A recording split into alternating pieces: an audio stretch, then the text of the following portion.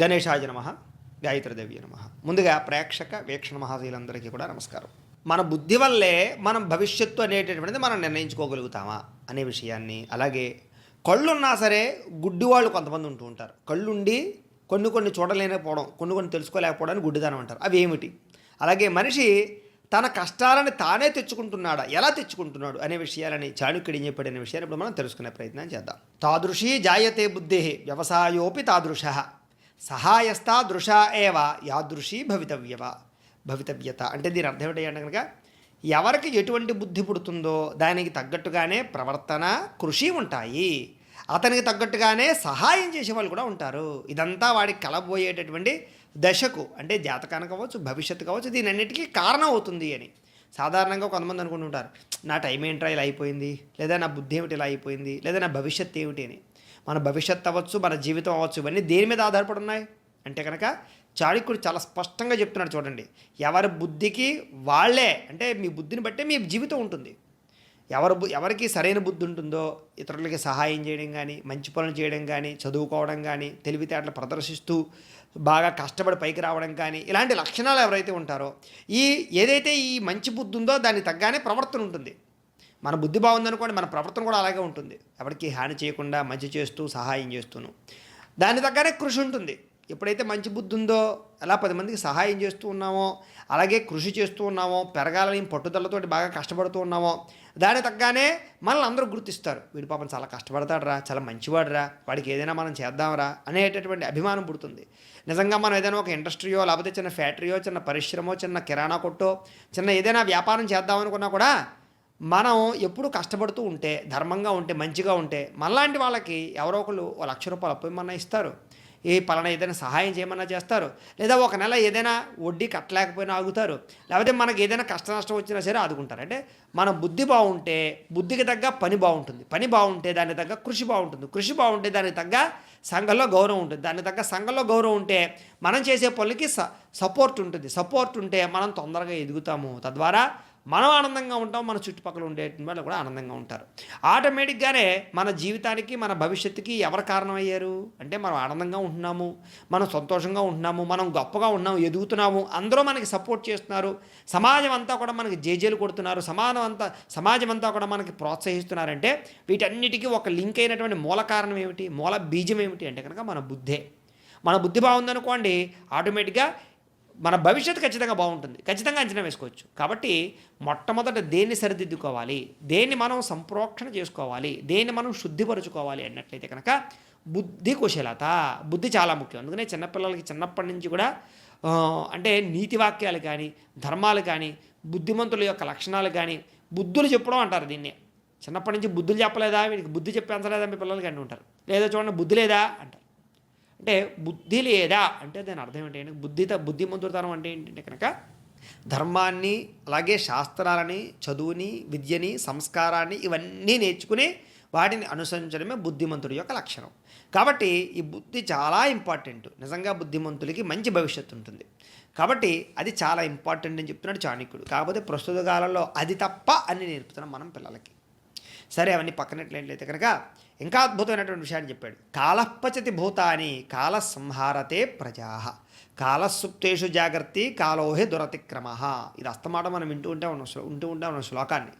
ఈ శ్లోకం మనకి చాలా ఇంపార్టెంట్ అయినటువంటి శ్లోకమే. కానీ ఈ ప్రపంచంలో దేన్నైతే చాలా ఇంపార్టెంట్గా పట్టించుకోవాలో, ఏదైతే చాలా గొప్పదో, ఏదైతే చాలా విలువైందో దాన్నే మనం వేస్ట్గా, తులకనగా చూస్తూ ఉంటాం. ఈ ప్రపంచంలో అన్నిటికన్నా విలువైనటువంటిది ఏమిటి అంటే మనం మామూలుగా చెప్పాలంటే ప్రాణం అని చెప్తాం. దానికన్నా విలువైనటువంటిది ఒకటి ఉంది. ఏమిటి అంటే కనుక కాలము. కాలం చాలా విలువైంది. కాలంలోనే ప్రాణం వస్తుంది, కాలంలోనే ప్రాణం కొట్టుకుపోతుంది. వీటన్నిటిని చూస్తూ ఉండేటటువంటిది కాలం. అంచేత కాలం ఆగదు, ఎవ్వరూ ఆపలేరు దాన్ని. నిజంగా ప్రాణం కావాలంటే 1 గంట 2 గంటలు ఆక్సిజన్ సిలిండర్ మీద ఆపచ్చేమో కానీ కాలాన్ని ఎవరు ఆపలేరు కదా. అందుచేత కాలమే అన్ని భూతాలను కబళిస్తుంది, దహిస్తుంది, క్షీణింపజేస్తుంది, సంహరిస్తుంది. మనిషి నిద్రపోతున్నా సరే కాలమే మేల్కొని ఉంటుంది, కాలం నిద్రపోదు. అంచేత కాలం ఎప్పుడూ కూడా దాన్ని ఎవ్వరూ కూడా కాలాన్ని మనం సాధించలేము. కానీ కాలాన్ని తెలుసుకుని కాలాన్ని వృధా చేయకుండా మన జీవితాన్ని నడుపుకోవాలి. సాధారణంగా మనం అందరం ఏం చేస్తామంటే కాలాన్ని వృధా చేస్తూ ఉంటాం. చాలా వాల్యూ మన జీవితంలో విలువైంది ఏది అంటే డబ్బా కాలమా అంటే కనుక డబ్బు కాదు, కాలమే చాలా విలువైంది. కాబట్టి డబ్బు పోతే మళ్ళీ సంపాదించుకోవచ్చు, పోయిన కాలం మళ్ళీ రాదు, పోయిన వయస్సు మళ్ళీ రాదు, పోయిన అవకాశాలు మళ్ళీ రావు, పోయినటువంటి వ్యవస్థ మళ్ళీ రాదు. కాబట్టి చాలా ఇంపార్టెంట్ కాలం. కాబట్టి కాలం యొక్క విలువ తెలుసుకుని ఎవరైతే కాలాన్ని సద్వినియోగపరుచుకుంటారో, ఈ ప్రపంచంలో సక్సెస్ సీక్రెట్ ఏమిటి అంటే కాలాన్ని సద్వినియోగపరచుకోవడమే. అంటే మనకి 100 పనులు ఉన్నాయి, 100 పనులని ఏ టైంలో చేయాలో ఒక టైం టేబుల్ నిర్ణయించుకుని చేస్తే ఆ కాలం ఖచ్చితంగా సరిపోతుంది. అదే మనం కాలాన్ని వేస్ట్ చేసుకుంటే 100 పనులు కాదు, ఒక్క పని కూడా సరిగ్గా చేయలేం.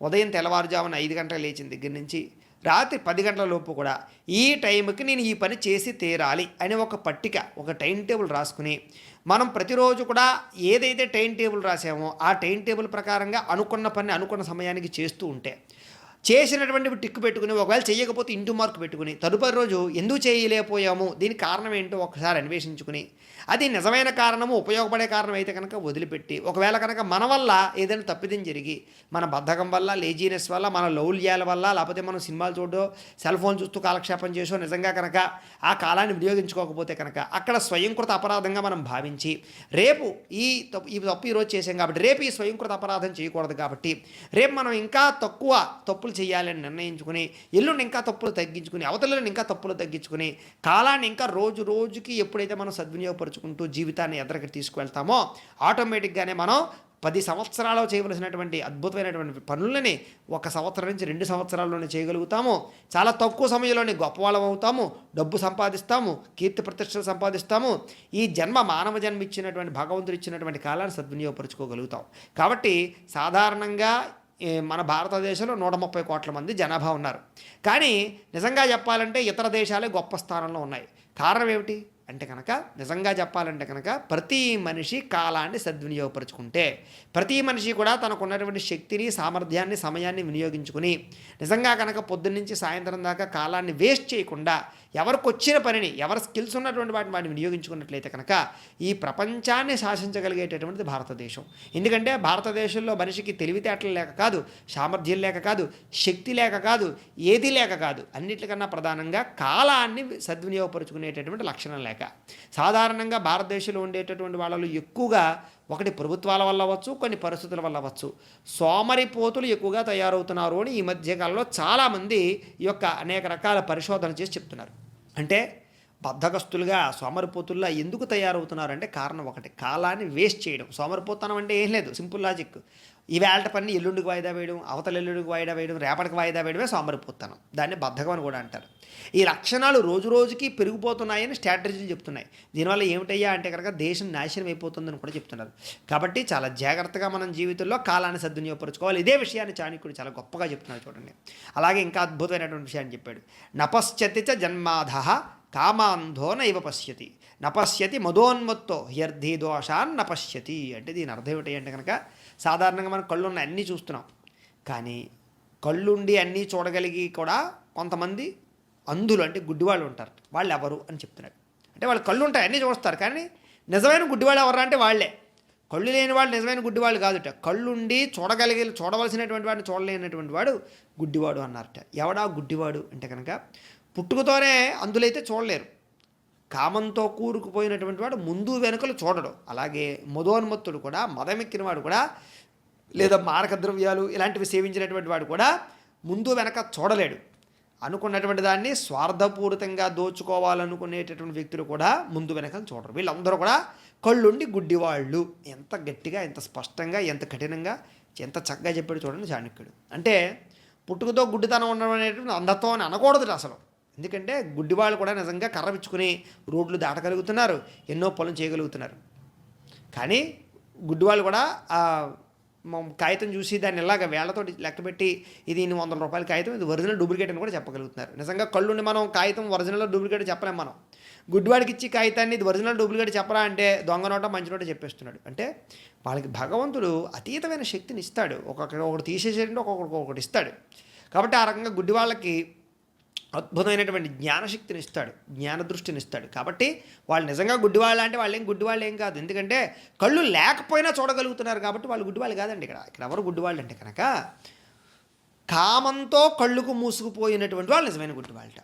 వాళ్ళంతసేపు స్త్రీని బలాత్కరించడం, అక్కలేని పనులు చేయడం, మదోన్మత్తులు అవ్వడం, మద్యం సేవించడం, వ్యసనాల పాలు అవ్వడం, లేకపోతే డ్రగ్స్ సేవించడం, ఇవన్నీ సేవించి నా భవిష్యత్తు ఏంటి, నా పిల్లల భవిష్యత్తు ఏంటి, లేదా నా వ్యవస్థ ఏంటి, ఇవన్నీ కూడా అంటే భవిష్యత్తును చూడలేకపోవడం. భవిష్యత్తులో చూడలేకపోవడమే గుడ్డితనం అనమాట. అంటే భవిష్యత్తులో నా ఆరోగ్యం ఏమిటి, భవిష్యత్తులో నా భవిష్యత్తు ఏంటి, భవిష్యత్తులో నా వ్యాపారాలు ఏంటి, ఇవన్నీ కాకుండా ప్రస్తుత కాలంలో ఉండే కామ సుఖాలని భోగ సుఖాలను అనుభవించడం కోసం వాటి మీద ఎవరైతే మక్కువ చూపిస్తూ నాశనం అయిపోతారో వాళ్ళు నిజమైన గుడ్డివాళ్ళు అని చెప్తున్నారు. అంచేత ఈ మత వాత్సల్యాలన్నీ కూడా వీటన్నిటికీ రీజన్ అని చెప్తున్నాడు. అంటే ఒక రకంగా చెప్పాలంటే చూడండి, కొంతమంది నేరాలు ఘోరాలు చేస్తూ ఉంటారు, మోసాలు చేస్తూ ఉంటారు. వాళ్ళు కూడా ఏంటంటే భవిష్యత్తులో జైలుకి పోతామేమో, లేకపోతే ఏదో అవుతుందేమో, ఎవరైనా మనల్ని ఈ రకంగా శిక్షిస్తారేమో, ఇవాళకి ఆ దృష్టి ఉండదు. ఎందుకంటే ఈ డబ్బు అనే కాపీనం కారణం చేత, స్వార్థం అనే కాపీనం చేత, ఆ స్వార్థపరమైనటువంటి దృష్టితోటి కళ్ళు మూసుకుపోతాయి వాళ్ళకి.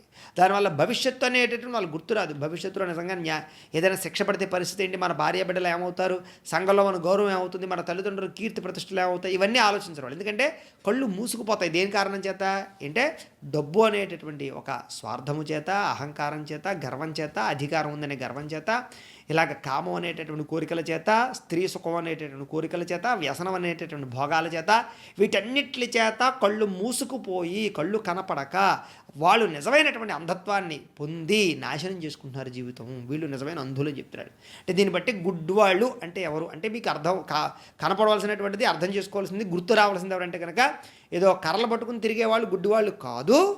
ఇలా ఉండే వాళ్ళందరూ గుడ్డివాళ్లే. వీళ్ళ అంధులు అని ఖచ్చితంగా మాట్లాడచ్చు మనం. అంటే చాణక్యుడు చూడండి ఎంత ఒక రకంగా చెప్పాలంటే మనకి ఎంత బాగా మనల్ని షైనింగ్ పెడుతున్నాడు చూడండి. ఒక్కొక్క పద్యంలోనూ మనల్ని ఎంతలా చెక్కుతున్నాడో చూడండి. ఇలాంటి పద్యాలన్నీ కూడా పిల్లలకి నిజంగా వినిపించి చెబితే వాళ్ళు నిజంగా ఎలా తయారవుతారంటే భారతదేశానికి ఒక్కొక్క వివేకానందుల్లా తయారవుతాడు, ఒక్కొక్క చాణక్యుల్లా తయారవుతాడు. కాబట్టి కుదిరితే ఈ యొక్క పద్యాలు మీరు వినడమే కాకుండా పిల్లలకు వినిపించడానికి ప్రయత్నం చేయండి, దీన్ని ప్రచారం చేయడానికి ప్రయత్నం చేయండి. అయితే ఇంకా అద్భుతమైన విషయాన్ని చెప్పాడు. స్వయం కర్మ కరోత్యాత్మ స్వయం తత్ఫలమశ్నుతే స్వయం భ్రమతి సంసారే స్వయం తస్మాన్ విముచ్యతి. ఎంత గొప్ప విషయం చూడండి. ఏ పని చేసినా తానే చేస్తాడు, ఫలాన్ని తానే పొందుతాడు, సంసార చక్రంలో తానే తిరుగుతూ ఉంటాడు, తనకి తానే విముక్తిని పొందుతాడు తప్ప ఎవ్వడు విముక్తిని చెందించలేడు, విముక్తిని పొందలేడు. అంటే దీన్ని ఓ రంగా చెప్పాలంటే ప్రస్తుత కాలంలో కాస్త బాబాలని, బురుడీ బాబాలని, దొంగ బాబాలని, శక్తిపాతాలని, రకరకాల స్వామీజీని వీళ్ళందరినీ ఉద్దేశించి చెప్పినట్టుగా చెప్పాడు, కొట్టినట్టుగా. ఏం చేద్దంటే మనం చేసే మంచే మనకు ముక్తినిస్తుంది తప్ప ఎవడో వచ్చి నెత్తి మీద ఇప్పుడు చేయబెడితేనో, ఎవడికో ₹1,00,000 కట్టి పాదపూజ చేస్తేనో, ఎవడికో ఏదో చేసేసి దండలు వేసేస్తేనో, ఎవరినో పెద్ద పెద్ద స్వామీజీలో పూజ చేసేస్తేనో మాత్రం రావు. భగవన్నామాన్ని స్మరించాలి. మనం చేసే పని మంచిదై ఉండాలి. మనం చేసేటటువంటి దానము కానీ, ధర్మం కానీ, పరోపకారం కానీ, సేవాతత్వం కానీ, ఇవన్నీ మనల్ని కాపాడతాయి. ఇవే మనల్ని గొప్పవాణి చేస్తాయి. ఆఖరికి నీకు నిజంగా దేవుడు అంటే నమ్మకం లేదు, లేదా దేవుడు అనేటటువంటి వాడు విగ్రహంలో ఉండడు, లేదా మనం దేవుడి పేరుతో అనేక రకాల ఈ సిద్ధాంతాలు ఇవన్నీ కూడా మీకు నచ్చకపోవచ్చు. అప్పుడు మీరు ఏం చేయాలి? ప్రకృతే దేవుడు అనుకోండి, ప్రకృతిని పూజ చేయండి, 4 మొక్కలు నాటండి, చక్కగా వాళ్ళని సంరక్షించండి, వన సంరక్షణ చేయండి.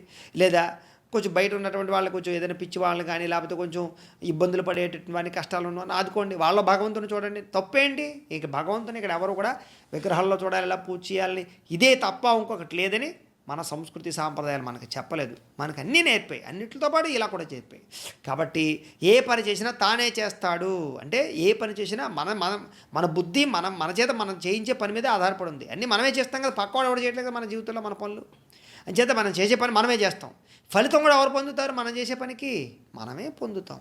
అలాగే ఈ సంసార చక్రంలో ఎవరు తిరుగుతారు? అమ్మ వివాహం చేసుకోవాలి, వయసు వచ్చేసరికి వివాహం, పెళ్ళి అయిపోయిన తర్వాత పిల్లలు వచ్చిన తర్వాత వాళ్ళ పెద్దలు అయిన తర్వాత వాళ్ళ మనవలు, రకరకాల వాళ్ళకి ఆస్తులు పాస్తులు, ఇవన్నీ ఎవరు కోరుకుంటారు? మనమే కోరుకుంటాం. అంటే అన్ని పనులు మనమే చేసుకుంటున్నాం, అన్ని కోరికలు మనమే కోరుకుంటున్నాం, అన్ని వ్యవహారాలు మనమే నడుపుతున్నాం, మనమే సంసారంలో పడుతున్నాం, మనమే సంసారంలో ములుగుతున్నాం. ఆఖరికి దాని నుంచి విముక్తిని పొందాలన్నా కూడా మనమే పొందాలి తప్ప ఎవడో వచ్చి పక్కవాడు వచ్చి విముక్తిని పొందించలేడయ్యా. ఎందుకంటే నీ మనసు, నీ బుద్ధి, నీ జ్ఞానము, నువ్వు చేసినటువంటి సత్కార్యక్రమము, లేదా నువ్వు ఎవరిదైతే సత్సంగం చేసావో, సత్సంగం అంటే ఒక సద్గురువును పట్టుకున్నావో, సద్గురువు వల్ల, నువ్వు చదివిన పుస్తకాల వల్ల, నువ్వు చదివినటువంటి భగవద్గీత వల్ల, నువ్వు చదివిన పురాణాల వల్ల, నువ్వు చదివిన వేదశాస్త్రపరమైనటువంటి వాటిని అధ్యయనం చేయడం వల్ల నువ్వే విముక్తులు అవుతావు, వాటి వల్లే విముక్తులు అవుతావు తప్ప. ఎందుకంటే దీని అర్థం ఏంటంటే నువ్వు ఏ పని చేసావో దానికి ఫలితం నువ్వే అనుభవిస్తావు. నువ్వే గోతులో దూరతావు, నువ్వే గోతులో ములుగుతావు, నువ్వే గోతులోంచి పైకి రావాలి తప్ప ఎవ్వడు నేను పైకి తీసుకురాడు, ఎవడు నీకు తాడు అందించడు అని చెప్తున్నారు. అంటే మన జీవితం మన మీదే ఆధారపడింది కాబట్టి, మనం చేసే పని మీద ఆధారపడింది కాబట్టి, మనం ఏం పని చేస్తున్నాం, మనం శాస్త్రాలు చదువుతున్నామా, పురాణాలు చదువుతున్నామా, వేదాధ్యయనం చేస్తున్నామా, లేదా పెద్దలు చెప్పిన మాటలు వింటున్నామా, వాటిని ఆచరిస్తున్నామా, వాటి కోసం ప్రయత్నం చేస్తున్నామా అనే విషయాన్ని చూసుకోవాలి. తద్వారా ఈ యొక్క సంసార సాగరం నుంచి మనం బయటపడడానికి ఈదుతున్నామా లేదా అనే విషయాన్ని కూడా ఆలోచించుకోవాలి.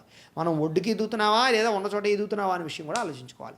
కాబట్టి ఇలా అనేక రకాల విషయాలు ఉన్నాయి. అంటే చాణక్యుడు చాలా అద్భుతమైన విషయాలు చెప్పాడు కాబట్టి ఇవన్నీ కూడా మనం ఏదో వినేసి ఒక చెవితో వదిలేకుండా వీటిని మన దృష్టిలో పెట్టుకుని మనం వీటి గురించి బాగా ఆలోచించి మన జీవితంలో మార్పులు తెచ్చుకున్నట్లయితే కనుక మనకన్నా అదృష్టవంతులు ఇంకొకరు లేరు. కాబట్టి ఇంకా ఇలాంటి అద్భుతమైనటువంటి విషయాలు మనకి చెప్పాడో అవన్నీ కూడా తదుపరి వీడియోలో మనం తెలుసుకునే ప్రయత్నం చేద్దాం. గోబ్రాహ్మణేభ్యః శుభమస్తు నిత్యం. లోకా సమస్తాః సుఖినో భవంతు. స్వస్తి.